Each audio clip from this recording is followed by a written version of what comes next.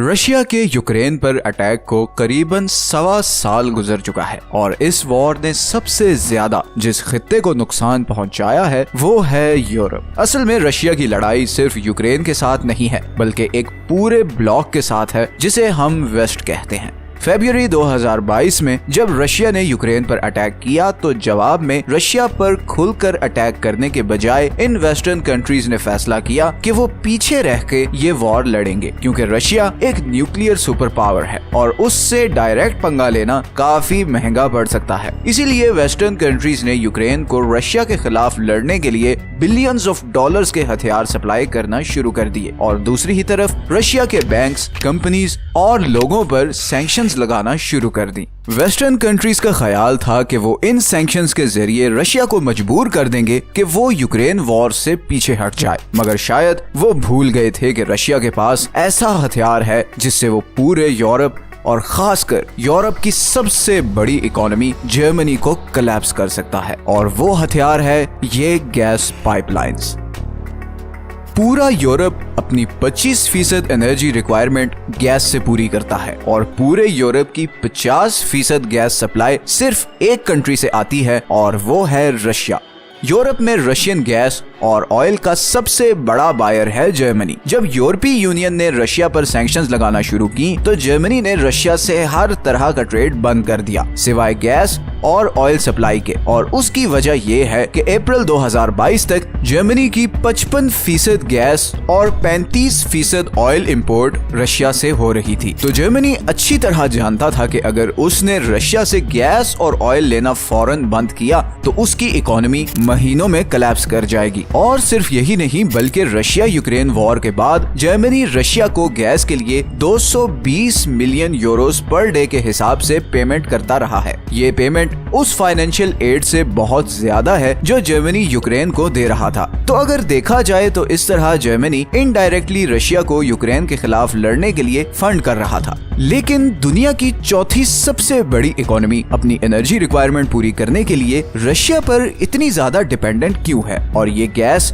Europe के लिए इतनी जरूरी क्यों है जबकि फ्यूचर तो इलेक्ट्रिक चीजों का है, और आखिर में रशिया के रिएक्शन का यूरोप और जर्मनी पर क्या असर पड़ रहा है और इस सब का अंजाम क्या होगा। आइए जानते हैं इन सब सवालों के जवाब। सच ये है कि इस वीडियो में असल में जर्मनी के पास कोई बहुत ज्यादा एनर्जी रिसोर्सेज नहीं है। ना तो जर्मनी में इतनी धूप पड़ती है कि वहाँ सोलर प्लांट्स लगाए जा सकें, और ना ही जर्मनी में इतनी तेज हवा है कि वहाँ पर विंड पावर प्लांट्स लग सकें। जर्मनी एक ही रिसोर्स से मालामाल है और वो है कोयला। जर्मनी के पास दुनिया के 7वें सबसे बड़े कोयले के रिजर्व्स हैं और आज की डेट में जर्मनी की 30% बिजली कोयले से पैदा होती है। इसी कोयले की वजह से वर्ल्ड वॉर 2 के बाद जर्मनी ने तरक्की की और इंडस्ट्रियलाइजेशन का सफर शुरू किया। 1950s में जर्मनी एक बहुत जबरदस्त इकोनॉमी रिकवरी एक्सपीरियंस कर रहा था। इन्हीं दिनों पूरी दुनिया एक बहुत बड़े फूड क्राइसिस से भी गुजर रही थी। असल में दुनिया की आबादी लगातार बढ़ रही थी और बार बार फसल काश्त करने की वजह से जमीन इतनी इनफर्टाइल हो चुकी थी कि अब साइंस की इंटरवेंशन के बगैर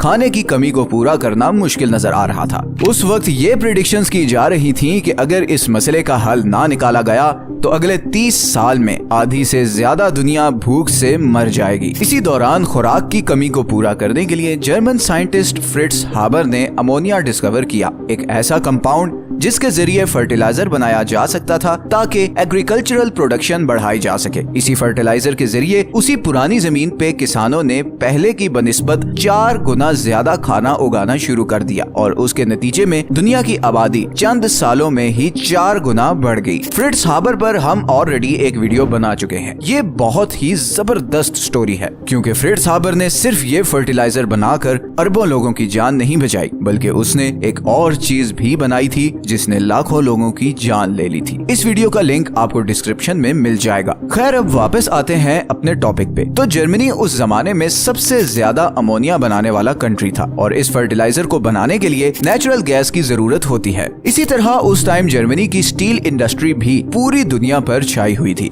मगर इन दोनों चीजों की प्रोडक्शन बढ़ाने के लिए जर्मनी को मजीद एनर्जी रिसोर्सेज की जरूरत थी। इसी दौरान 1953 में इधर साइबेरिया में नेचुरल गैस के बहुत बड़े रिजर्व डिस्कवर हो गए। सोवियत गवर्नमेंट ने सोवियत शहरों में ये गैस पहुंचाने के लिए पाइपलाइंस बिछाना शुरू कर दी। ये काम तो कुछ सालों में ही कंप्लीट हो गया, मगर सोवियत यूनियन से बाहर भी इस गैस की बहुत डिमांड थी और इस गैस का सबसे बड़ा कस्टमर था यूरोप। अब मसला ये था कि इन पाइपलाइंस को यूरोप में पहुंचाने के लिए बहुत ज्यादा इन्वेस्टमेंट की जरूरत थी। फिर 1969 में जर्मनी में एक चांसलर आया जिसने एक नई फॉरेन पॉलिसी इंट्रोड्यूस करवाई जिसे कहते थे ऑस्टपॉलिटिक, जिसका पर्पस था सोवियत यूनियन और जर्मनी को एक दूसरे के करीब लाना। इस पॉलिसी के अंडर वेस्ट जर्मनी और सोवियत यूनियन ने एक एनर्जी डील साइन की जिसके according Soviet Union West Germany को नेचुरल गैस देगा और बदले में वेस्ट जर्मनी सोवियत यूनियंस को ये पाइपलाइंस बिछाने के लिए हाई क्वालिटी स्टील देगा। ये 20 साल की डील थी और इसकी इंपॉर्टेंस को समझने के लिए ये समझना भी जरूरी है कि नेचुरल गैस बाकी एनर्जी रिसोर्सेज से इतनी डिफरेंट क्यों है। असल में नेचुरल गैस,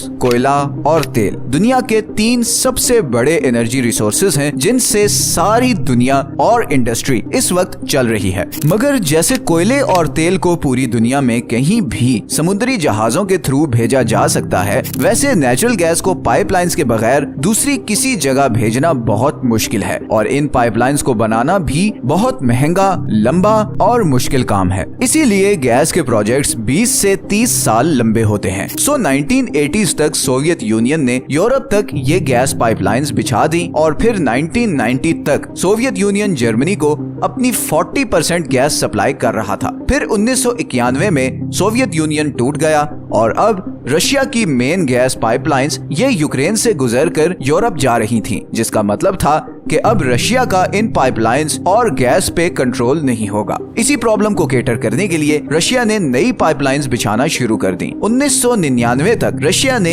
एक और पाइपलाइन बिछाई जो बेलारूस से होती हुई जर्मनी तक जाती थी और फिर 2005 में इन दोनों कंट्रीज ने एक और पाइपलाइन बनाना शुरू की जो बाल्टिक सी से होते हुए डायरेक्ट जर्मनी को जाती थी। इस पाइपलाइन को द नॉर्ड स्ट्रीम कहते हैं और यही वो पाइपलाइन थी जिसके बाद जर्मनी बहुत हैवीली रशिया पर डिपेंडेंट हो गया। तो अब रशिया की गैस इन 3 रूट्स से यूरोप और जर्मनी को पहुंच रही थी। ट्रेड जबरदस्त जा रहा था, यूरोप को आसानी से बड़ी क्वांटिटी में गैस मिल रही थी और रशिया को अच्छा खासा पैसा मिल रहा था। फिर 2008 में रशिया और यूक्रेन में प्राइस को लेकर थोड़ी अनबन हो गई और रशिया ने 20 दिनों के लिए यूक्रेन से गुजरने वाली पाइपलाइंस की गैस बंद कर दी और इसके नतीजे में कई यूरोपियन कंट्रीज को गैस सप्लाई बंद हो गई। बल्कि पोलैंड में तो 11 लोग गैस ना होने की वजह से शदीद ठंड में ठठर कर मर गए। इससे एक बात तो क्लियर हो चुकी थी कि इस गैस फ्लो के जरिए रशिया अब पूरे यूरोप को कंट्रोल कर रहा था। फिर 2014 में जब रशिया ने ईस्टर्न यूक्रेन पर हमला करके क्राइमिया पर कब्जा किया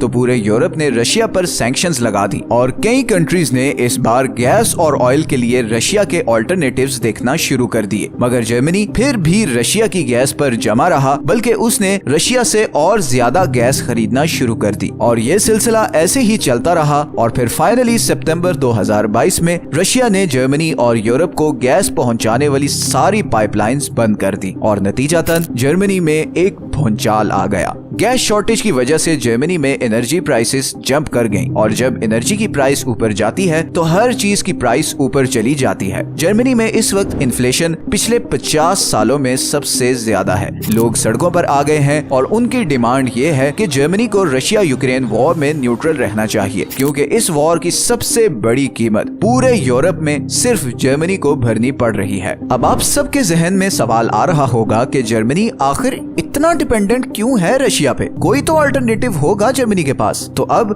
अगर हम जर्मनी के कोल रिजर्व्स की बात करें तो उसका मसला ये है कि कोल सारे फॉसिल फ्यूल्स में से सबसे ज्यादा पोल्यूशन फैलाने वाला एनर्जी सोर्स है और इसीलिए 2019 में पूरी दुनिया के प्रेशर पे जर्मनी ने एक एग्रीमेंट पे साइन किया कि वो अगले 10 सालों में अपने तमाम कोल प्लांट्स बंद कर देगा और इस तरह वो एक ही रिसोर्स जिससे जर्मनी मालामाल है उसके किसी काम नहीं आएगा। इसी तरह अगर अगर हम जर्मनी से बाहर ऑप्शंस को ढूंढने की कोशिश करें तो यूरोप के सबसे बड़े नेचुरल गैस के रिजर्व्स इधर नेदरलैंड्स में हैं, लेकिन ये रिजर्व्स भी इसी साल 2023 में बंद होने जा रहे हैं। और इसकी वजह यह है कि गैस के लिए लगातार ड्रिलिंग की वजह से इस गैस फील्ड की टॉप सॉइल श्रिंक होती जा रही है और नतीजतन इस सारे एरिया में लो इंटेंसिटी अर्थक्वेक्स आना शुरू हो गए हैं, जिससे लोकल कम्युनिटी में बहुत खौफ फैल चुका है। इसी इशू को कैटर करने के लिए डच गवर्नमेंट ने 2014 में ये डिसीजन लिया कि वो 2028 तक इस गैस फील्ड से एक्सट्रैक्शन बिल्कुल खत्म कर देंगे और इस तरह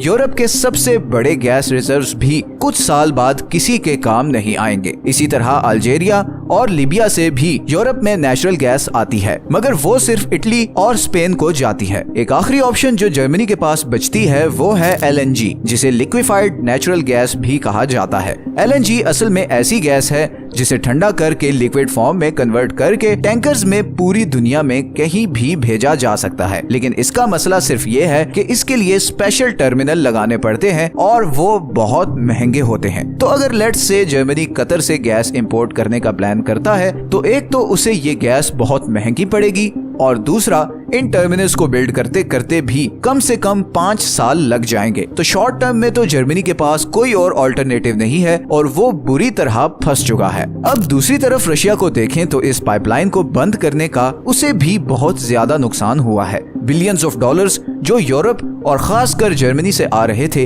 वो अब बिल्कुल बंद हो चुके हैं और अब उसके पास यूरोप का ऑल्टरनेटिव सिर्फ इंडिया और चाइना है, मगर ये दोनों कंट्रीज उससे यूरोप वाली प्राइस से हाफ प्राइस पे गैस की डील कर रहे हैं और इन दोनों कंट्रीज तक पाइपलाइंस पहुंचाने में भी कुछ टाइम लग जाएगा। इसी तरह लॉन्ग टर्म में रशिया के लिए ये क्राइसिस शायद और शदीद हो जाए, क्योंकि अब यूरोप बहुत तेजी से ऑल्टरनेटिव एनर्जी सोर्सेज पर काम कर रहा है और जैसे जैसे यूरोप ऑल्टरनेटिव एनर्जी सोर्सेज पर शिफ्ट होता जाएगा वैसे वैसे रशिया की यूरोप पे लेवरेज कम होती जाएगी और उसका ये जो प्लान था कि वो इस तरह यूरोप को प्रेशराइज करके यूक्रेन की सपोर्ट खत्म कर देगा, वो अब खटाई में पड़ता जा रहा है। दूसरी तरफ यूरोप में एक और डिबेट बहुत जोरों शोर से चल रही है और वो है अमेरिका के रोल पर। कई यूरोपियन थिंक टैंक्स के मुताबिक अमेरिका पिछले 100 साल से यूरोप को प्रॉक्सी के तौर पर यूज करके एशिया और मिडिल ईस्ट में अपना मतलब पूरा कर रहा है और इसका नुकसान यूरोप को उठाना पड़ता है, चाहे वो वर्ल्ड वॉर्स हो, वॉर ऑन टेरर हो या फिर हाल ही में होने वाली रशिया यूक्रेन वॉर। अमेरिका बाकी दुनिया से इतना दूर है कि किसी भी वॉर में उस तक कोई आर्मी अभी तक नहीं पहुंची, लेकिन अब नॉर्थ कोरिया जिस तरह के मिसाइल्स बना रहा है उसके बाद तो अमेरिका भी अब फुल वनरेबल हो गया है। इस टॉपिक पे हमने ये वीडियो बनाई है और बड़े डिटेल्ड मैप्स के थ्रू अमेरिका की वनरेबिलिटी को डिस्कस किया है, तो आप ये वीडियो भी देख सकते हैं। तो अमेरिका इन सब सिनेरियोस में हमेशा सेफ रहता है और इवन के इकोनॉमिक वॉर की सूरत में भी अमेरिका के पास खुद के नेचुरल गैस और ऑयल के रिजर्व्स हैं और इसी वजह से वो खुद तो सुकून में होता है और इधर यूरोप को उसके डिसीजंस का बोझ उठाना पड़ता है। आखिर में अगर हम रशिया यूक्रेन वॉर की लेटेस्ट सिचुएशन पर आएं तो फिलहाल रशिया अपना प्लान 100% एग्जीक्यूट नहीं कर सका और उसे कई फ्रंट्स पे फेलियर का सामना करना पड़ा है और यही चीज हम सब के लिए बहुत डेंजरस है, क्योंकि पुतिन किसी सूरत यूक्रेन वॉर में हार बर्दाश्त नहीं कर सकता। यूक्रेन वॉर में हार की सूरत में उसे प्रेसिडेंटशिप से उतार दिया जाएगा और ऑलरेडी रशिया में ऐसी बातें हो रही हैं क्योंकि इस वॉर ने रशिया को इकोनॉमिकली बहुत ज्यादा डैमेज किया है और लोकल लोग इस सारे मामले पर बहुत ज्यादा टेंस हैं। तो कोई पता नहीं कि फ्यूचर में रशिया कोई बहुत एक्सट्रीम स्टेप भी उठा ले। अगले 5 से 6 महीने बहुत ज्यादा इम्पोर्टेंट हैं और यही फैसला करेंगे कि वर्ल्ड पावर अब किस ब्लॉक के पास जा रही है। अगर आपको आज की वीडियो अच्छी लगी है तो इसे लाइक और चैनल को सब्सक्राइब जरूर कर दें। ये हैं वो सारे सोर्सेज जहां से हमने इस वीडियो के लिए कंसल्ट किया है। मिलते हैं नेक्स्ट वीडियो में, अपना ख्याल रखिएगा। अल्लाह हाफिज।